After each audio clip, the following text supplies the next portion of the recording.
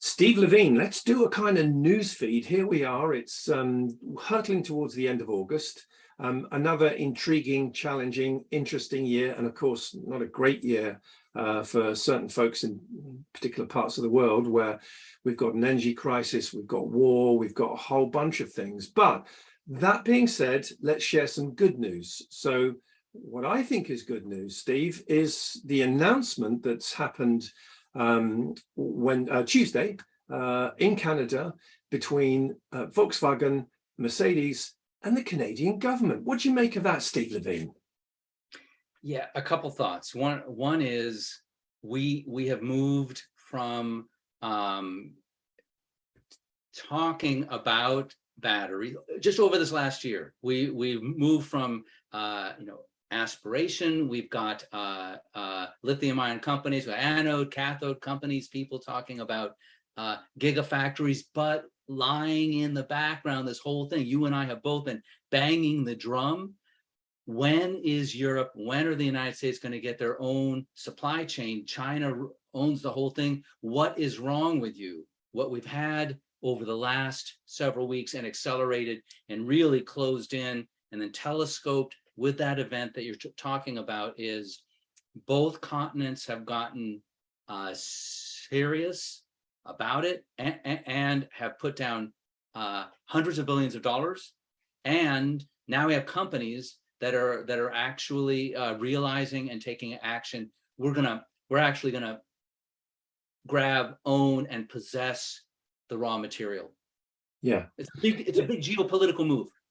Oh, it absolutely is. And as you say, it's been a narrative in the world that you communicate through, and certainly on my world in LinkedIn for some time. Mine inspired, I absolutely, confess this, only 3 years ago or just over, by getting to know Simon Moores and the whole Benchmark Mineral Intelligence team. There are other people that do that stuff, but they've always stood out for me and, alerted me to this. So the folks who are engaged in this incredibly resource-rich, country of Canada, as indeed America is, which a lot of people are often surprised about in terms of where is all this stuff. It isn't all in China. It isn't all in Asia. It's not all in South America, Africa, and Australia.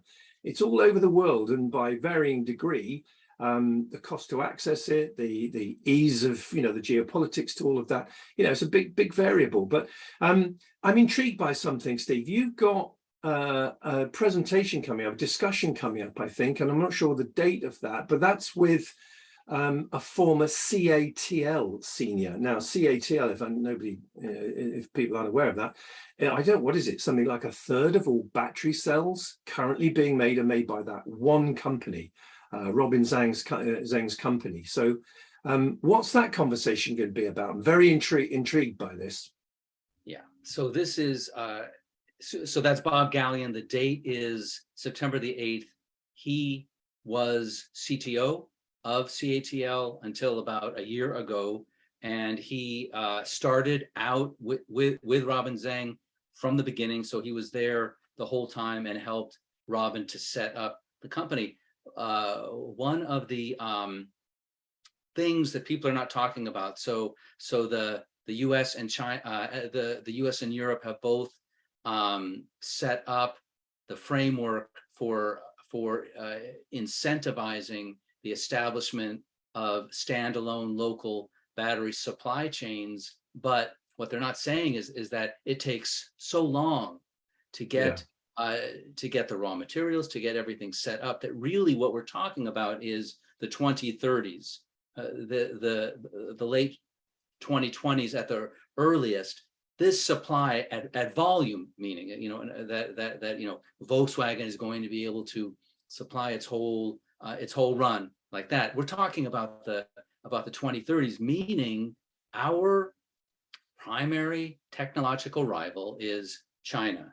What this is all about is trying to build a competitive EV and battery industry on both continents that can compete with China with a 15-year head start. But for the 2020s, we're still going to be relying on China. So you have this perverse situation with both continents.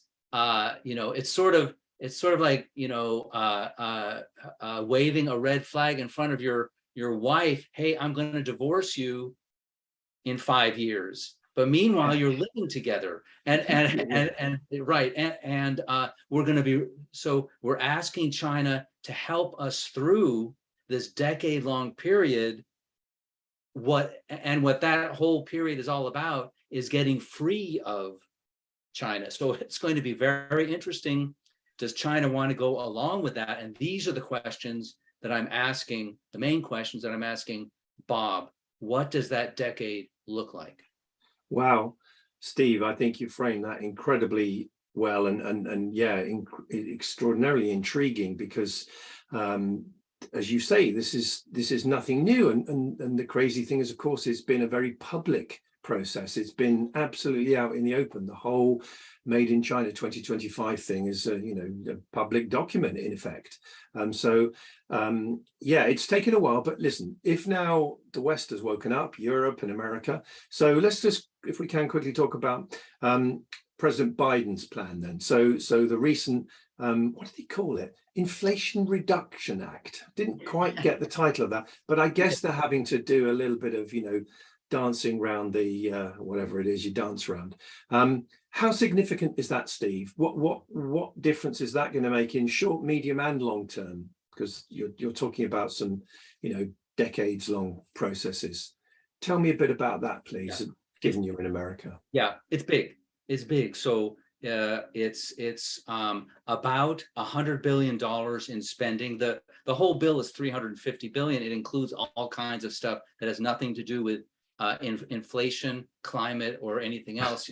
Sort of, it's politics, right? And so but $100 billion, that is about what it's estimated China spent in the teens on setting up its chain, right? It's battery supply chain. So that's a lot of money. And then in addition, $350 billion of loans. So $500 billion,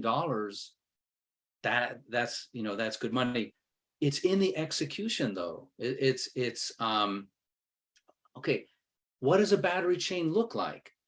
How many EVs do we want to be turning out by the year 2027, 2030? How much nickel? How much manganese? How much cobalt, iron, phosphate? How much is needed for all that? Cathodes. How many cathode plants are required to do that? Where would you locate them? So all of those things, it's really industrial policy. You've got $500 billion. You have to have a master plan. How are you going to spend it so that at the end of this period, you haven't frittered away all the money? So this is what I'm looking for, is what are they really going to do? And how do we get through this decade? I should tell you that I do not see a master plan, and they're avoiding me. I ask them, I email, what is your master plan? And they go off, Steve, we don't have a master plan. That's what we're doing. And I'm thinking, why do you not have a master plan? Yeah, we have been, you and I, again, I'm saying it again, we've been banging the drum all this time. Have you guys not been thinking about, okay, you don't have the money yet. Have you not been thinking about, if we had the money, this is what it would look like? So wrap up. It's big. It's a lot of money. Okay, what are you going to do with it? Yeah.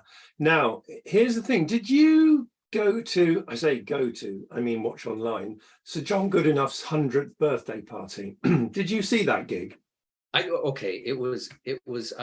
was not invited to the party, which I was unhappy about, but it was broadcast. Yeah, so indeed. I watched it. I mean, the link's up there. It's kind of like 8 hours in total. It's not a whole 8-hour thing, because the video's going during the breaks, and it's quite interesting. You can actually earwig some conversations on that, which I thought was quite amusing. However, what was fascinating in particular was, who's that really clever guy that advises Tesla, who's at Dalhousie University? Dalhousie, Jeff Dahn. Yeah, Jeff Dahn. Jeff Dahn's little presentation, he got up and stood and talked for about, 20 minutes or something. he was really all over this, because what he started to talk about was, well, what chemistry do we want? Everyone now is defaulting to LFP for a whole bunch of reasons. But let's not forget, we want both energy storage in our batteries and we want electric vehicles. So what's the metric between these two things? Is it 50-50? What is it? Of course, the electric vehicle batteries can become the energy storage. But what Jeff was very good at articulating was some of the key metrics. What is the amount of energy that we can produce with renewables today, tomorrow, and 10 years hence? What does that translate to in battery storage capability that we need? Where are we in the current production of battery energy and the resources, the supply chain? He was very, very detailed, very cogent. His presentation, I was fascinated by what he said. So if you go, I'll happily send the link out to anyone who wants it, but if you go into that little section where Jeff Dahn nails it, to my opinion, a lot of what you've just been challenging there and suggesting there is a conundrum. He explains it very well and has some, very, I think, credible suggestions for people to take. It's no wonder Elon Musk listens to him. Listening to the fellow myself, I thought, yeah, he explains it nice and simply as well. It's not all kind of like really highfalutin stuff that most of us just don't get. He's to the point, which is very good. Yeah. But tell me, the last year you have been forensically focused on all of this. Could you bring it down to say, and I hate to do this because it's kind of what happens on social media, 3 big things, 3 top things. Could you give us a quick, Steve nails it with these 3 things that he's learned about where we are with the electric vehicle revolution? Yeah. So one thing, I mean, you've covered a couple of them just in what you were talking about. Now, one of them is that I have learned that we're going to LFP. That's, you and I have discussed this before, but the rest, the industry, the battery industry, the auto industries are dragging their heels as much as they can. China's already in it, right? China's and Tesla, right? Both have said we're going to have 2/3 of our batteries are going to be LFP. This is capitulation. It's saying we're not going to have enough nickel, we're not going to have enough cobalt, and so on. So we're going to switch all of that to iron. So that's big. Everyone should get used to that idea. Yeah. Okay. The second thing is that China owns the 2020s.